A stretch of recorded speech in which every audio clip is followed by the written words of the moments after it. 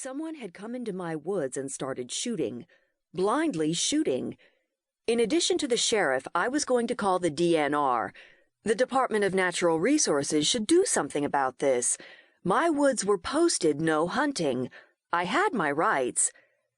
My anger monopolized my thoughts, and I barely noticed when Baraka put his nose to the ground. Ridgebacks are sight hounds, but there's nothing wrong with their tracking ability. They can pick up smells thousands of times better than any human. He sniffed the ground near the old chicken coop, then near the woodshed. From there, he traveled up the crumbling concrete steps that led to my back door. He stopped at the storm door and looked back at me. My eyes were focused on the bloody handprint on the door's aluminum frame. As I came closer, I could see another print on the handle. Now that I was looking, I saw spots of blood on the concrete landing, the steps, and the ground. A trail of blood. Someone had come along the same path I'd taken and had gone into my house. Someone who was bleeding. Baraka whined to get inside, and I wished I hadn't so easily gotten into the habit of not locking my back door when I went for a walk. I stood at the bottom of the steps and debated what to do. Both my cell phone and cordless phone were in the house. To call for help, I either had to go inside or to my neighbors. John and Julia Westman, who live the closest, are a quarter of a mile to the northwest of my house, and both work. Howard Lowe, my next closest neighbor, lives a half-mile to the east, on the opposite side of the road from my house. Lowe and I haven't hit it off that well, not since I put up no hunting signs all around my woods. He would probably shoot me if I stepped on his property. After those two houses, I'd have to go at least a mile before I reached another one, and my car keys were in the house. I had only one option.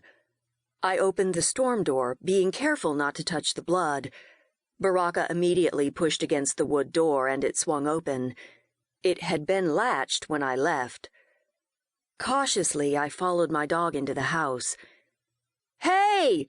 I called out, looking around my kitchen. "Who's here?"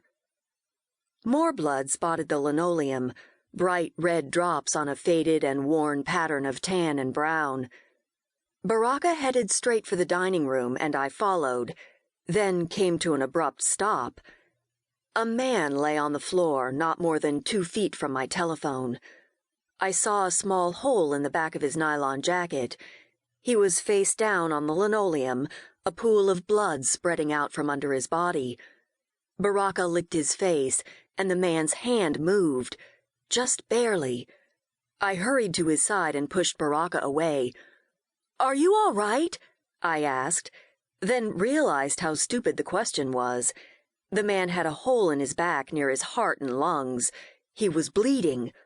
Of course he wasn't all right. "Shh. He said. I wasn't sure I'd heard him right. "Did you say shit?" He said it again, slurring the word, his voice weak. Then his hand relaxed. Dead or unconscious?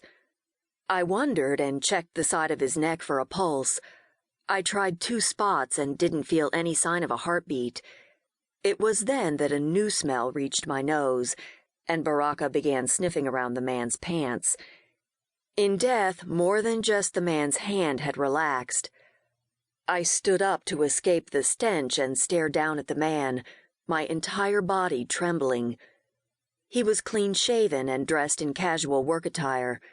The collar of a blue and gray plaid flannel shirt showed above the black nylon jacket, and mud covered his jeans and work boots, but they were fairly new. His build was lean and wiry, and I guessed him to be around 40.